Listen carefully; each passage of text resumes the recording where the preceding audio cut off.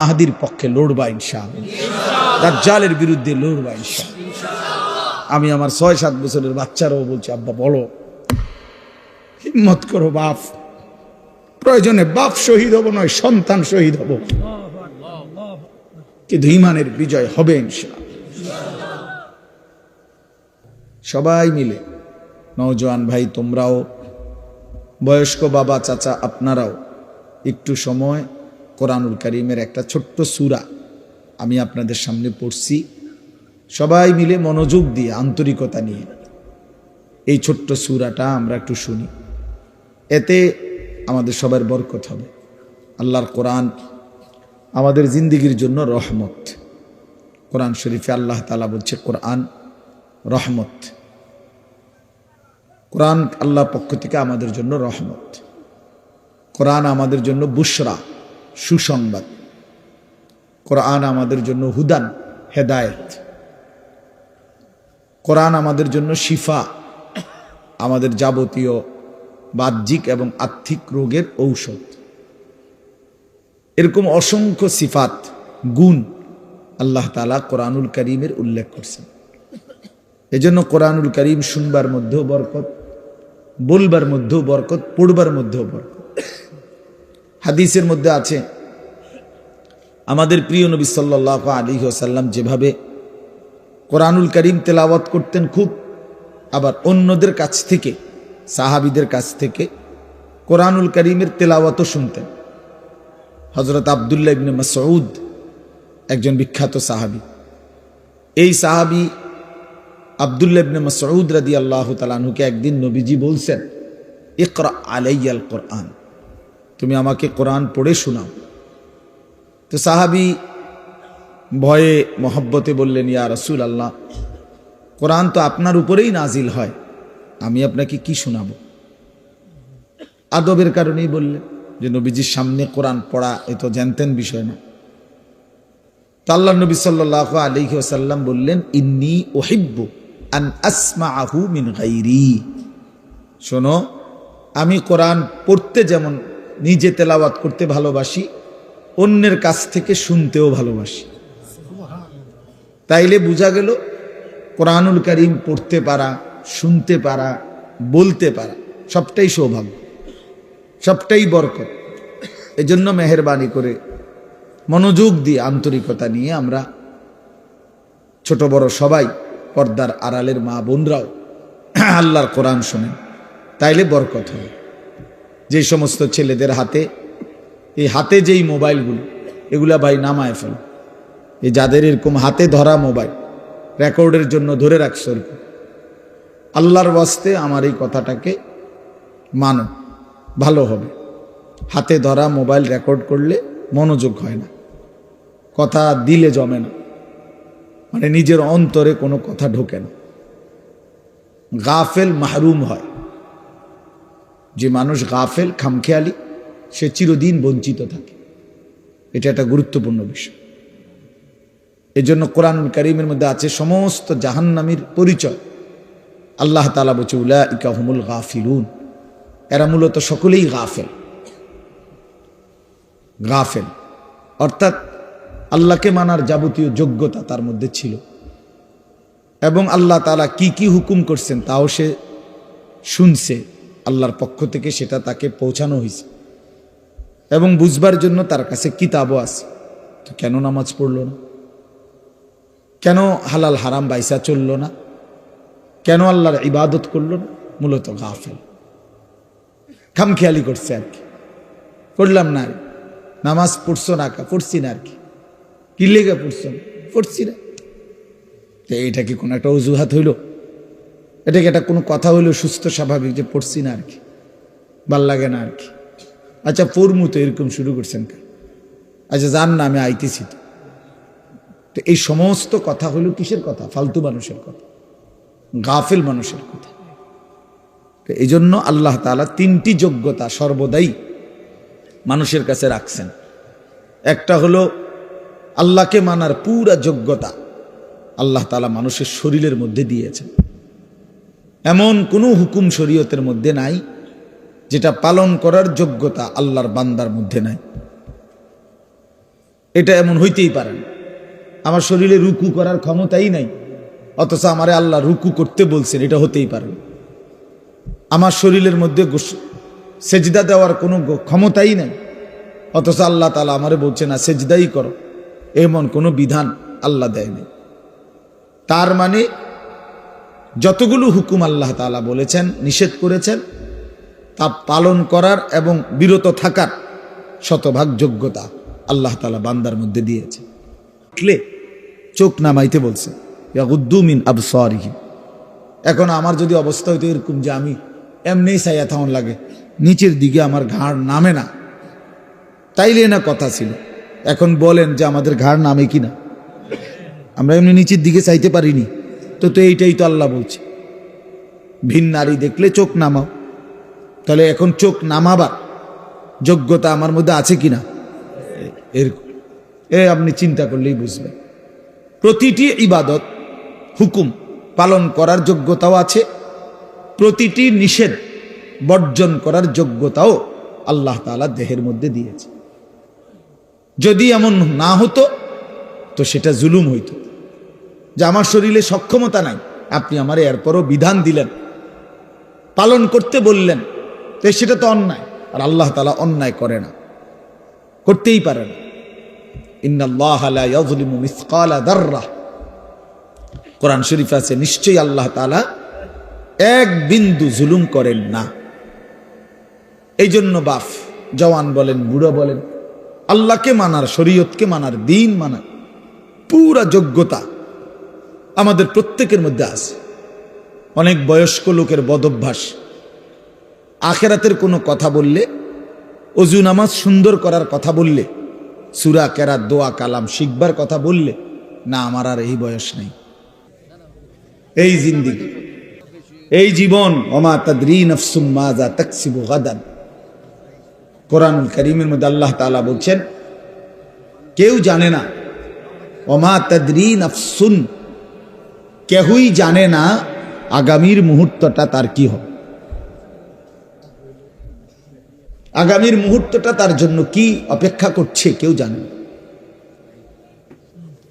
কেউ অপেক্ষা। এটাই জিন্দেগি। এজন্য আমরা প্রতি মুহূর্তে, দুনিয়াতে আসলে স্বস্তি নাই। মৃত্যু যাকে সারাক্ষণ তাড়া করে, তার আবার স্বস্তি কিসে? যার পিছনে মৃত্যু হাঁটে, যার পিছনে মৃত্যু থাকে, তার আবার স্বস্তি কিসের? তার আবার তৃপ্তি কিসের? তার আবার উল্লাস কিসের? উল্লাস কিসের? তাইলে বলেন, আমি আপনাদেরকে বলছি, ভাই জওয়ান তোমাদেরকেও বলছি, আমাদের প্রত্যেকের ভিতর আল্লাহ তাআলা আল্লাহকে মানার যোগ্যতা দিয়েছেন। কিন্তু আফসোসের বিষয় হলো আমরা ইচ্ছা করে, খামখেয়ালি করে সেই যোগ্যতা নষ্ট করে দিচ্ছি। নিজের মনের যত খাহেসাত, মনের যত চাহিদা, সেটা কিন্তু পূরণ করতে আমরা খুব বদ্ধপরিকর, খুব মজবুত। মিথ্যা আমি বলবই, চুরি আমি করবই, অবৈধ উপার্জন আমি করবই, যত বেজ্জুতি হই, নারীর আড্ডা, জেনার আড্ডা, বেবিচারের আড্ডা, বন্ধুদের অসৎ আড্ডা, আমি এটা দেবই। আমার সম্মান থাকুক বা না থাকুক, আমার বাবার ইজ্জত থাকুক বা না থাকুক, আমার বংশের ইজ্জত থাকুক বা না থাকুক, আমার আখেরাত পরকাল নষ্ট হলে হোক। তাইলে গুনাহের ব্যাপারে মানুষ খুব নিষ্ঠাবান, মিথ্যা খুব যত্ন নিয়া করে, আল্লাহর নাফরমানি করে খুব যত্ন নিয়া, কিন্তু আল্লাহর ইবাদত করে না মোটেই যত্ন নিয়ে। সুদের 1 টাকাও কম নেয় না, সুদের সিরা টাকাও লয় না। তাইলে বোঝা গেল হারাম করে খুব যত্ন নিয়া, কিন্তু ইবাদত করে খামখেয়ালি করে, খামখেয়ালি করে। হ্যাঁ, 40 বছর ধরে নামাজ পড়ে, এখনো 10টা সূরা শুদ্ধ করে নাই। কি পরিমাণ অপদার্থ মানুষ! অথচ মালিকের এই দুনিয়া কি পরিমাণ ভোগ করল। 60 বছর বয়স, নবীজি সাল্লাল্লাহু আলাইহি সাল্লামের শেখানো 10টা দোয়া বলতে পারবে না, এবং এটা যে পারে না এই নিয়ে কোনো শরমও নাই। অথচ লজ্জা থাকা উচিত, শরম থাকা উচিত ছিল যে আমি কি মুসলমান হলাম, আমি কোন নবীকে ভালোবাসি? যে নবীর শেখানো আমি 10টা দোয়াও বলতে পারি না। এটা কিসের ভালোবাসা বলেন? অসংখ্য মুসলমান 2 রাকাত নামাজ সুন্নাত মোতাবেক পড়তে জানেন, এবং এটা যে গাফলতি তার এটা ভাবেও না। আপনি বলবেন আরো তর্ক করবেন, এত কথা কইেন না, চাই আল্লাহ ভরসা, আল্লাহ ভরসা। এই একটা খামখেয়ালি কোরআন শরীফে হাদিসে আছে, ডাইরেক্ট নবী বলছে সবচেয়ে অক্ষম অপদার্থ লোক ওই ব্যক্তি যে নিজের মনের ইচ্ছা মতো চলে অথচ আল্লাহর উপরে ভরসা করে, আশা করে। বুঝেন নাই কথা? চলে কি নিজের ইচ্ছা মতো, অথচ আশা করে কার কাছে?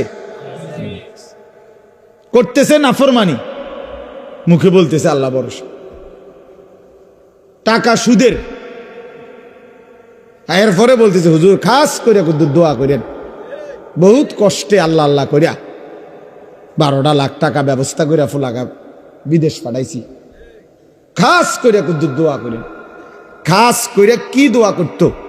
12 লক্ষ টাকার মধ্যে সুদের টাকা কত, কিস্তিতে কত নিলেন? কিস্তিতে কত? তো আপনি আল্লাহ আল্লাহ করে নি টাকা ব্যবস্থা করছেন না সুদে টাকা ব্যবস্থা করছেন? তাইলে মিথ্যুক এটা বললেন কেন যে আল্লাহ আল্লাহ করে টাকা ব্যবস্থা করত?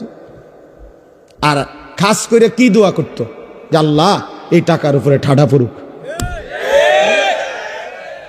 এটাই তো দোয়া, খাস দোয়া এটা। এই সুদের টাকার উপরে গজব পড়ুক, হারামের টাকার উপরে লানত পড়ুক, ব্যাপার লানত করুক এই টাকা। এইটা খাস দোয়া। তাহলে কি পরিমাণ অজ্ঞতা আমাদের, মূর্খতা!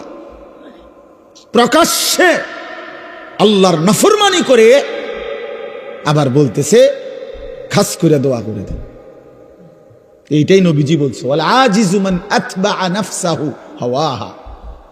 সবচেয়ে অক্ষম, অপদার্থ, ব্যর্থ ওই ব্যক্তি যে তার মনের ইচ্ছা মতো চলে, ও তামান্না আলাল্লাহ, অথচ আল্লাহর কাছে আশা করে। 30 বছর ধরে মিথ্যা বলে, ওজনে কম দেয়, কাস্টমারকে ঠকায়। হুজুর দেখলে কয় খাস করে দোয়া করো। কি খাস দোয়া করতো? তোর উপরে যেন গজব পড়ে এটার দোয়া করতো। তাহলে কি নাহলে খাস দোয়াটা কি? আল্লাহ তার মিশা কথার মধ্যে আরো বাড়াই দেন, নাকি তার বাটফারির মধ্যে আরো বাড়াই দেন, এটা নি করতো। এই কথা বললে হুজুরের ইমান থাকবে নি? কোন মৌলভী শব্দ দিয়ে কথা বলে তো বেটার ইমান থাকবে নি? হারামের উপরে দোয়া করা যায়নি? হারামের উপরে দোয়া করা যায় না তো বাপ। এই জন্য আপনারা জানেন না, আপনি ওরে কইতা মনে হন, শুধু এদুর বলে রায়। আমরা কিন্তু দোয়া বুঝ করেই করি। আপনি আমরা তো বেকুব ঠাউরাইয়েন না, যেটা বলা আর হেরে হেমনি কি কই, নিজের বাঁচাই এই কই, নিজেরে সেভ করে এই বলি। কতজনে যে কত দোয়া চায় এইভাবে কই, কখনের সময় আমরা এইভাবে লাইন করে এই বলি, যাতে করে নিজের আখেরাত বরবাদ না হয়, নিজের বরবাদ আখেরাত বরবাদ না হয়। এই জন্য বাপ রাগ হইেন না। বয়স্ক অনেক বাবাও আছেন, আপনাদেরকেও বলি, দিন না মানার কারণ কি? আল্লাহকে না মানার কারণ কি? রাসূলুল্লাহ সাল্লাল্লাহু আলাইহি ওয়াসাল্লামের সুন্নাত না বুঝার কারণ কি? শুধুই গাফলত। শুধুই কি বলেন না? গাফলত। আমি দেখছি কিছুদিন আগে আমার দেশের বাড়িতে আমাদের বাড়িওয়ালাদের জমির দলিল দিছি, আমরা 5 ভাই 3 বোন। তো বাড়িওয়ালা মুরব্বী যে 2-3 জন ছিল, মনে 50 বার কইছে বালা কইরা চাও, বালা কইরা সব দি সই লইছি নি, ওই কোন আচ্ছা সই দি, এমনি যে সই দেয় না ভালো করে, বুড়া মানুষ হাঁটতে পারে না, মনে 50 বার কইছে চেক দাও, দলিল চেক করো, ইয়ার লগে মিলছি নি, দাগে নম্বরে কতি আনে কি আপনি না বলে কিচ্ছু বোঝেন না? হ্যাঁ, আপনি না বলে বোঝেন না? আপনার আখিরাতের কথা বললেন না হুজুর, কথা কইছেন ভালোই, কথা ঠিকই, কিন্তু ওনার এই বয়স নাই, আছে শুধু বিড়ি খানার বয়স। বিড়ি খানার বয়সটা শুধু রয়ে গেছে, আর অন্য বয়স নাই। সাদওয়ানে গপ মারনের বয়সটা আর রয়ে গেছে, অন্য বয়স নাই। এখনো রঙিন টেলিভিশনের মধ্যে নাচ গান দেখার সময়, হায়াত, বয়স এখনো আছে, শুধু আল্লাহর ইবাদত করার, কোরআনুল করিম শুদ্ধ করার, ওযু নামাজ গোসল হালাল হারাম মেনে চলার সময় আজও হয় নাই। দুনিয়া এখনো ছাড়ে নাই, কবর এখনো মনে পড়ে নাই, আখিরাত এখনো মনে পড়ে। আল্লাহকুমুত তাকাসুর হাত্তা জুরতুমুল মাকাবির। আল্লাহ বলে, বান্দা আয় হায়, দুনিয়া তো তোমারে ডুবাইয়া ফেললো, আখিরাত তো তোমারে ভুলাইয়া দিল, এরই মাঝে তো তুমি একদিন কবরেই পৌঁছে গেলা। হাত্তা জুরতুমুল মাকাবির। এই দুনিয়ায় ডুবে থাকতে থাকতে এখনো সোফা বানাইয়া শেষ হয়েছে না, তুমি কবরে। এখনো দোতলার ছাদ ডালাই হয় নাই, তুমি তো কবরে। জিন্দিগির কত স্বপ্ন, কত পরিকল্পনা রাইখেই তো তুমি কবরে চলে গেলা, অথচ দুনিয়াও শেষ করতে পারলা না, আখিরাতও গুছাইতে পারলা না। তো কি হলো বলেন? একটা লোক বলেন আপনাদের দুনিয়া সাজা গুছাইয়া গেছে কি? আপনি এখন গিয়ে খবর নেন, ঘরে যান, মহিলারা বলবে পেঁয়াজ নাই, রসুন নাই, আদা নাই, চিটকারি ভাঙ্গা, বাথরুমের প্লাস্টিক দরজা এটা ভাঙ্গা গেছে। যত বাথরুমের মধ্যে প্লাস্টিকের দরজা ইডি হয়, হেন্দা ভাঙ্গা যায়, হেন্দা ভাঙ্গা যায়, চিটকারি নাই, চদর বদর, ঠিক না? বলেন না কেন? তো দুনিয়া আপনি না খুব ভালো মাত্র গুছাই নিলেন, কই 6 মাসের মাথায় চিটকারি নাই কা? শেষ হয় নাই দুনিয়া। কি হয় না? রাক্ষসে এই দুনিয়া শেষ হয় না, দুনিয়া শেষ হয় না।